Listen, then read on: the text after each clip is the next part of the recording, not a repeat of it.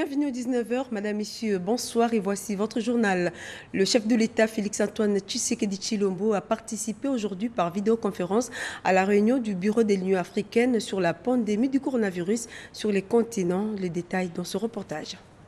Le président de la République, Félix-Antoine Tshisekedi Tshilombo, a pris part active par visioconférence ce jeudi 20 août 2020 à la réunion du Bureau de l'Union africaine avec les présidents des communautés économiques régionales de l'Union africaine. Présidé par le président en exercice de l'Union africaine, le Sud-Africain Cyril Ramaphosa, les points culminants de cette réunion sont l'allocution du président de la Commission de l'Union africaine, Moussa Faki Mahamat, l'état des lieux sur la pandémie de la Covid-19 sur tout le continent africain et les exposés des envoyés spéciaux sur la Covid-19. Le président Félix-Antoine Tshisekedi Tshilombo, en sa qualité de membre du Bureau de l'Union africaine, s'est exprimé pour porter haut la voix de la République démocratique du Congo. Plusieurs pays africains ont pris part à cette réunion, à savoir l'Égypte, le Congo, le Kenya, le Tchad, le Gabon, le Madagascar, le Soudan, le Niger, la Libye, le Mozambique et le Rwanda. Ces échanges entre les chefs d'État s'inscrivent dans le rôle de promouvoir l'unité et la solidarité entre les États africains,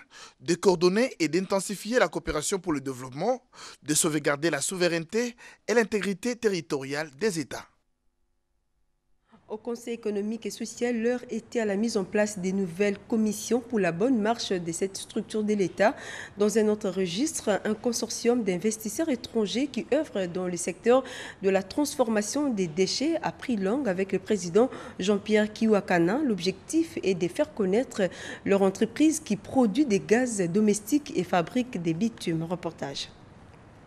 Après la mise en place des membres du bureau intervenu le mardi 12 mai 2020 au Palais du Peuple à Kinshasa, le Conseil économique et social a désormais installé ses repères pour cette deuxième mandature. Le professeur Léon Kiaboba, deuxième vice-président en charge du suivi des commissions, a tenu plusieurs réunions avec les conseillers de la République qui ont abouti, après l'approbation du bureau, à la mise en place de cette commission permanente du Conseil économique et social. Pour la commission économique et finances, Ilondo Leni est désigné président. Quant à la commission agriculture et développement rural, Kikamuvunda Michel, la troisième commission qui s'occupera de la santé et affaires sociales et culturelles, a comme président Omekenge Osanga Pierre, Mwange Kilema Raphaël, lui, qui sera à la commande pour cette mandature à la commission environnement et ressources naturelles. Et en ce qui concerne la commission infrastructure et aménagement du territoire, l'État constant prend la conduite de cette commission. Et pour les deux dernières commissions, éducation, formation et emploi et relations extérieures, Nsiku Socrate et Bouchebou Moukaba Isidore vont respectivement présider aux destinées de ces commissions. Il s'est de rappeler dans son allocution devant les députés, le président du Conseil économique et social, Jean-Pierre Kiwakana, a rappelé les conseillers de la République qui doivent s'employer à y mettre des avis sans complaisance en rapport avec la situation économique du pays, question d'accompagner la vision du chef de l'État, Félix-Antoine Tshisekedi. Deux projets à impact direct sur le social des Congolais dans les domaines de l'assainissement et de l'agriculture ont été présentés au Conseil économique et social que dirige Jean-Pierre Kiwakana. Dans le secteur de l'assainissement, il sera question de récupérer et de transformer des déchets qui seront utilisés dans la production du gaz domestique, à la fabrication des bitumes pour l'asphaltage des routes et autres. Un projet important pour la République démocratique du Congo qui cadre non seulement avec Kinbo Peto, vision du premier citoyen de la ville, celle de rendre la ville de Kinshasa propre, mais permet également de lutter contre la déforestation. Dans le domaine de l'agriculture, les partenaires comptent opérer dans la province du Sud Ubangi. Un projet à impact agro-industriel. Les rapporteurs du Conseil économique et social, René Ngongo, expliquent le contour de ces projets. Le Conseil économique et social, qui a dans ses attributions de contribuer à l'amélioration des vécus quotidiens de la population congolaise en soumettant au gouvernement central les propositions concrètes, s'est dit ouvert à tous les projets tendant au bien-être des Congolais. En Ituri, les agriculteurs peinent à évacuer leurs produits agricoles vers les zones de consommation et pour cause, la défectuosité des routes des dessertes agricoles dans leur contrée, d'où ces plaidoyers lancés à l'endroit des autorités provinciales pour la réhabilitation et l'entretien de ces routes. Un appel lancé également au ministre du Développement rural pour des solutions idoines. Reportage Rodé Panda. Jean Bamanissa Saïdi, gouverneur de l'Ituri, province issue du démembrement de la grande province orientale, et Carly Kashivita Nzanzu, gouverneur du Nord Kivu, les deux autorités de ces provinces voisines étaient chez le ministre du Développement rural Gimikulu Pombo qui les a reçus en son cabinet, ensemble au même moment. La question des cantonnages manuels des routes de recettes agricoles a porté l'essentiel des échanges entre les trois personnalités. Combien de kilomètres de routes de recettes agricoles à réhabiliter pour chacune des deux provinces? Quelles sont les routes prioritaires? Comment va-t-on procéder? Toutes ces préoccupations soulevées par les autorités provinciales ont trouvé des réponses auprès du patron du développement rural de la RDC. Et il a sollicité l'implication et la collaboration des gouverneurs pour la réussite de ces projets de grande envergure. Confirmation des hôtes de Gimikulu Pombo. Nous avons fait part de notre approche au ministre. Vous savez, aujourd'hui, pour donner du travail à ces populations, nous avons besoin de routes de dessertes agricoles, ce qui est prioritaire pour permettre aussi à ce que l'agriculture puisse fonctionner et que même les zones minières puissent être desservies avec une bonne route et où les services de l'État, les services sécuritaires peuvent se rendre. Et Son Excellence, Monsieur le Ministre, nous a fait part de la réorganisation de l'OVDA et il va de soi que les questions de routes de desserte agricole soient une priorité et surtout qu'elles soient gérées ensemble avec les provinces.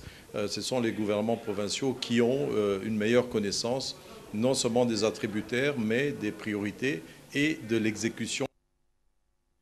Les développements du secteur de transport et la sécurité routière, ces sujets ont été au cœur des entrevues entre quelques membres du gouvernement provincial du Nord Kivu et les ministres des Transports. Didier Mazenga a également échangé avec une délégation d'investisseurs allemands, nous dit Vital Pagabi dans ce reportage.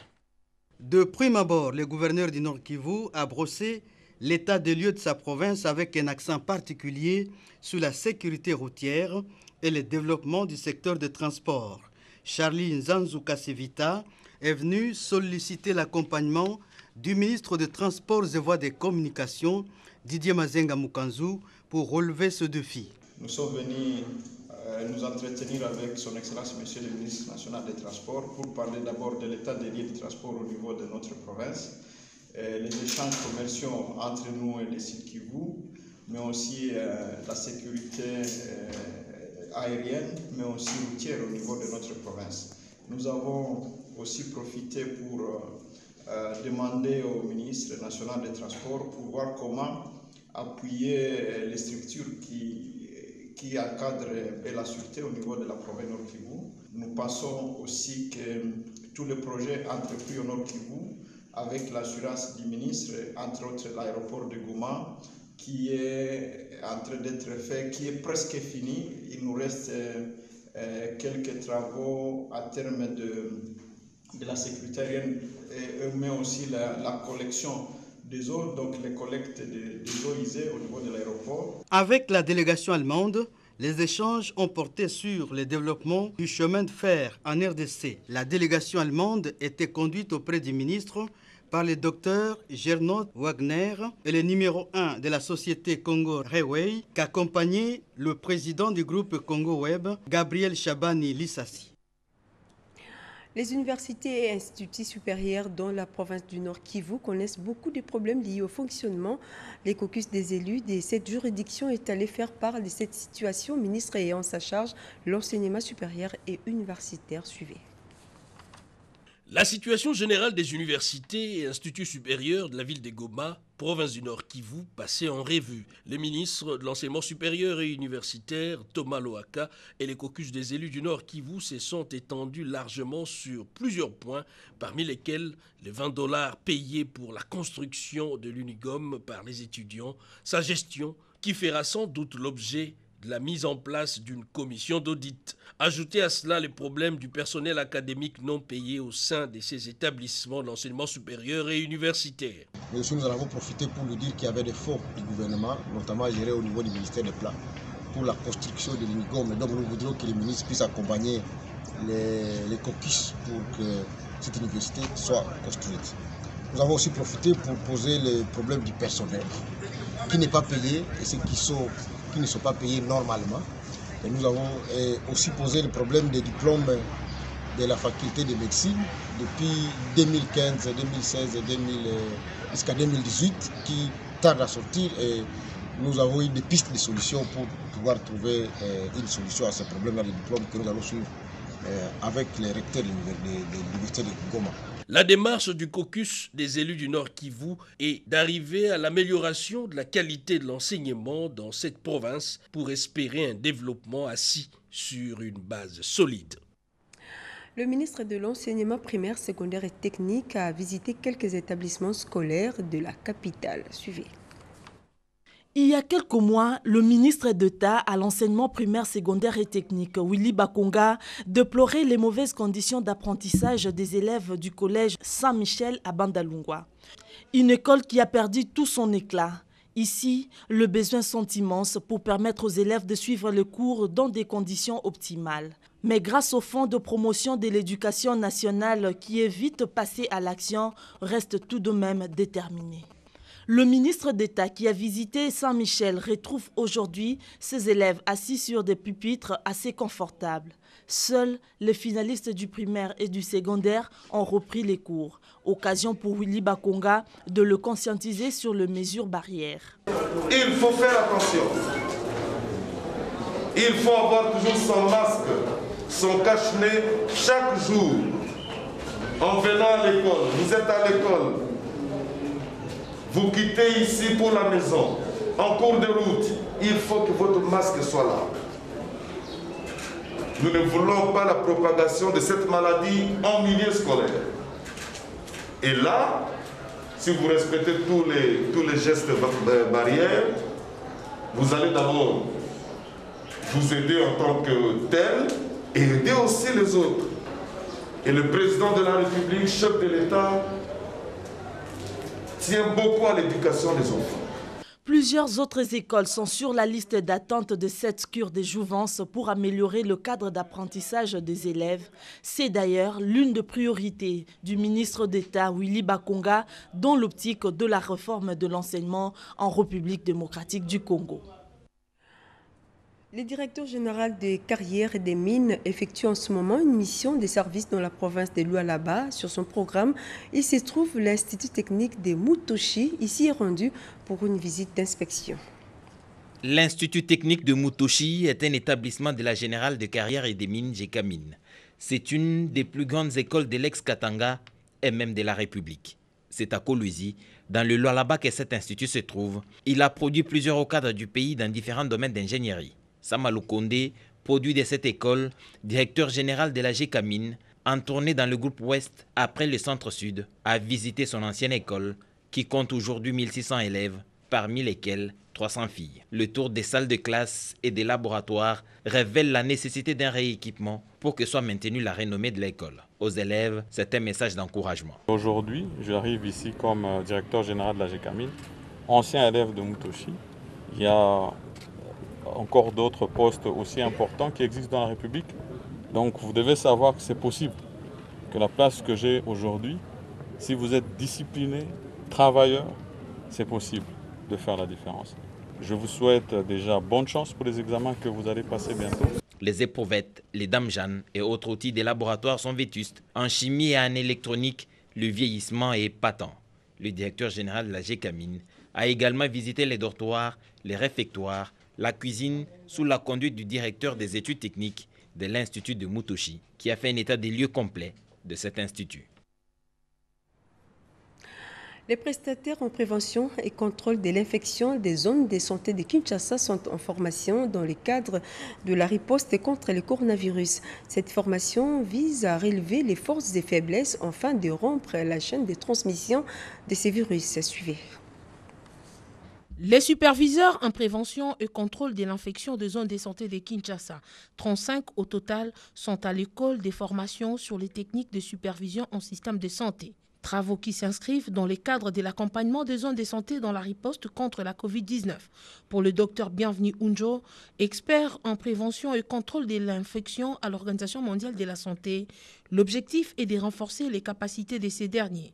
Le changement de comportement est le point majeur dans la PCI. Ça ne sert à rien d'avoir les instruments, les équipements, les infrastructures, et que vous-même, vous ne changez pas de comportement. Quand on ne change pas de comportement, le problème demeure. Donc, en tant qu'acteur, il faut aider à influencer les mauvaises pratiques afin que les personnels puissent avoir les bonnes pratiques. Travaux couplés à la réunion hebdomadaire de monitorage, une activité qui vise à évaluer les paquets minimums PCI menés au niveau opérationnel dans les structures de soins.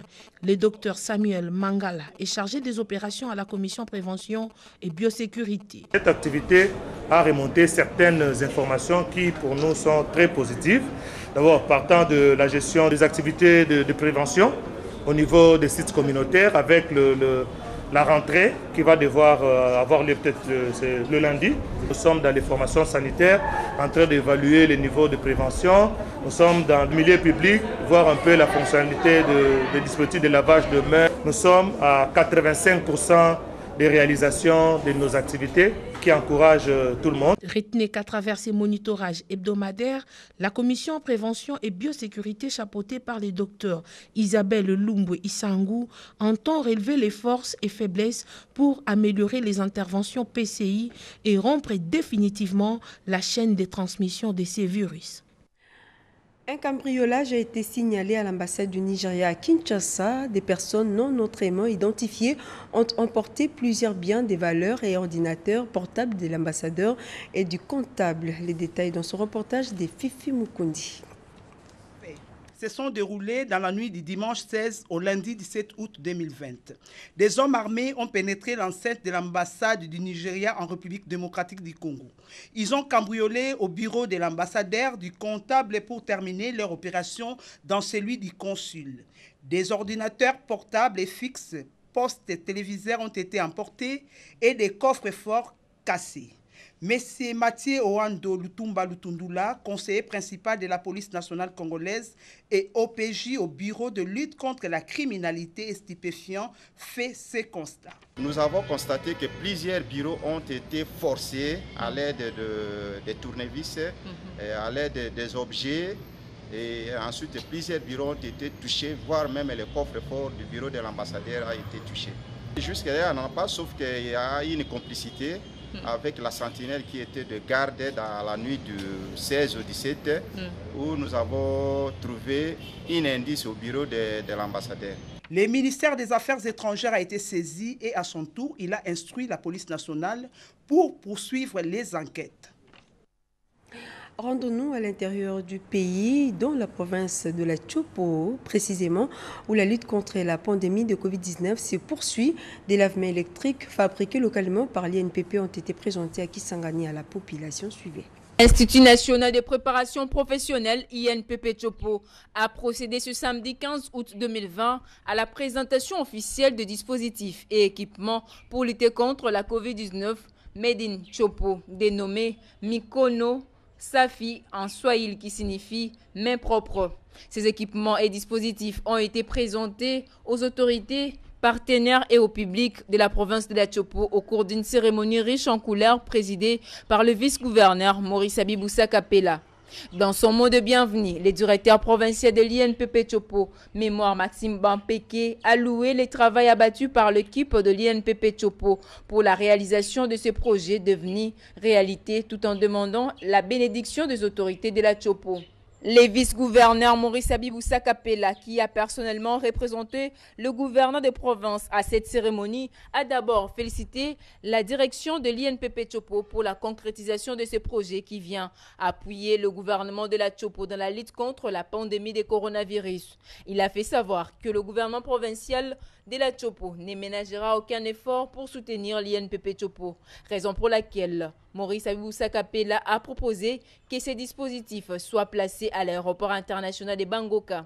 Le lancement de ces matériels aussi prestigieux coïncide avec la reprise des vols ou des trafics au niveau national. Nous émettons le vœu de voir ces premiers être placés à l'aéroport de Bangoka. L'équipe ayant contribué à la fabrication de ces dispositifs de lave-mains Mikono Safi électriques et mécaniques ainsi que les désinfectants et cache-nez a fourni quelques explications à l'assistance.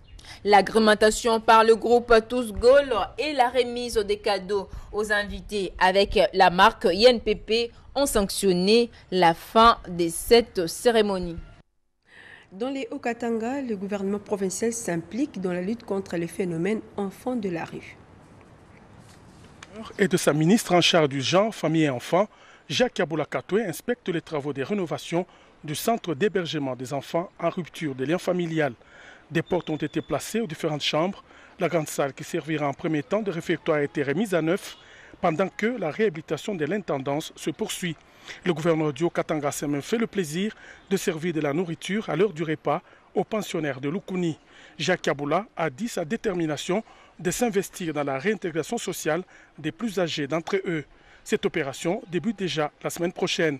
Quant aux travaux de réhabilitation du centre, l'autorité provinciale s'est dite satisfaite. Nous avons une forte campagne que nous sommes en train de mener, celle de retirer tous les enfants de la rue pour les amener ici au centre. Donc au finish, nous avons besoin à ce que les parents prennent leurs responsabilités en main pour que les enfants quittent la rue de Lubumbashi pour rentrer dans leur toit paternel. Et ceux qui n'ont pas de parents, qui sont orphelins, nous, en tant que gouvernement provincial, nous les prenons et nous les gardons ici. Mais nous avons besoin de la participation de tout le monde pour assurer une bonne éducation de ces enfants. D'autre part, nous avons des enfants qui ont plus de 20 ans, qui sont ici, que nous devons déjà retirer du centre pour les réinsérer dans la société. A noter que Jacques Kaboula a, au cours de cette visite, apporté plusieurs biens, dont des matelas, aux pensionnaires de Lukuni. Restons toujours dans cette province pour vous dire que la jeunesse du PPRD au Katanga à la conquête d'autres espaces politiques pour garantir la place des choix qu'occupe cette formation politique. Le premier vice-président national de la Ligue de jeunes de ces partis politiques a réuni le représentant des cellules de cette province. Suivez. C'est dans le contexte si particulier de la redynamisation des activités à la base que le premier vice-président de la Ligue de jeunes du PPRD a réuni cette tranche d'âge, notamment les représentants qui forment la Ligue de jeunes du Haut-Katanga. Les membres du comité provincial présent, Serge Tchembo-Konde, a fidèlement transmis à l'assistance les messages du secrétaire permanent. C'est lui de voir ces partis œuvrer dans l'essence du développement. L'homme de l'équilibre, adepte de la vision du sénateur à vie, Joseph Kabila Kabangi, a également salué l'actif du secrétaire permanent provincial Jacques Kaboula Katoué. La structure pour que le bureau qui est piloté par notre vaillant président provincial Kasson Boutibale commence à travailler dessus sous le haut patronage bien sûr du secrétaire provincial, l'honorable son excellence Jacques Kaboula Katoué. C'est un peu cela notre mission. Aujourd'hui nous sommes à Lubumbashi, demain on sera à Likasi, on va continuer. L'avenir du parti dépend du dynamisme de la jeunesse. Serge Condé compte continuer la même sensibilisation pour un seul objectif, faire rayonner les PPRD avec des énergies jeunes. Et puis cette bonne nouvelle avec la reprise des vols pour la province du Sud-Bangui est effective avec le vol Kinshasa-Gemena. Après la levée de l'état d'urgence sanitaire lié à la pandémie de coronavirus, le pont aérien vient d'être rétabli entre Kinshasa et Gemena dans la province du Sud-Bangui. En effet, le premier vol de la compagnie d'aviation Congo Airways a eu lieu ce mercredi 19 août 2020 à la satisfaction de la population qui sont comme sortis de l'état d'hibernation. Mais pour être rassuré des dispositions sanitaires prises à l'aéroport national de Gemena, le gouverneur de province Jean-Claude Mabenze-Boy-Benz a envoyé une équipe conduite par le ministre provincial intérimaire de Transport et Voies de Communication, Maître Nico Motongo, d'aller se rendre effectivement compte des dispositifs barrières de contamination. Kit de lavage de mains, marquage de distanciation physique, thermomètre laser, port de masque cache-nez et les effectifs des agents de service autorisés à opérer à l'aéroport. Avant l'atterrissage, le ministre provincial livre son constat. Le constat que j'ai, c'est les dispositions prises à 90% sont bonnes. Je vis des kits de lavage de mains, les marquages de distanciation, je vis le moral des personnels au zénith, je vis des dispositions pratiques de chacune des personnes prises en termes de protection personnelle et des passagers qui vont débarquer et embarquer. Certes, des petites imperfections pour lesquelles nous en avons constaté. Nous allons dans un délai le plus bref y pallier afin que nous soyons plus viables que possible. Mais sinon à 90%, c'est très bon. Roger Yedji. Au Congo central, les groupes des 13 personnalités politiques et quelques membres de la société civile ont rencontré en Kamba le chef spirituel de l'église Kimbanguiste. Pour la première étape, ils ont visité le site touristique de cette cité des Kamba, Nouvelle-Jérusalem. Reportage Tétis Samba. Rencontre ce jeudi 20 août du groupe des 13 personnalités parlementaires et les chefs spirituels de l'église Kimbanguiste, son éminence Simon Kimbangu Kiangani. À l'issue de cet entretien, ces 13 parlementaires étaient porteurs d'un cahier de charges portant sur les réformes électorales. Objectif poursuivi, obtenir l'appui et l'accompagnement de l'église kimbanguiste dans les réformes pour baliser les chemins des élections apaisées en 2023. Bien, nous avons tenu, nous, les signataires de l'appel du 11 juillet, nous avons tenu à venir ici en Kamba, la cité sainte d'un Kamba, pour y rencontrer son éminence Simon Kimbangu Kiangani, chef spirituel et représentant légal de l'église kimbanguiste, pour lui porter de vive voix le sens de notre démarche, le contenu de notre appel, et lui demander de prier pour que cet appel ne soit pas un appel vain, mais qu'il puisse toucher les cœurs de tous les Congolais. Parce que ce que nous essayons de faire, ce n'est pas détruire, mais construire.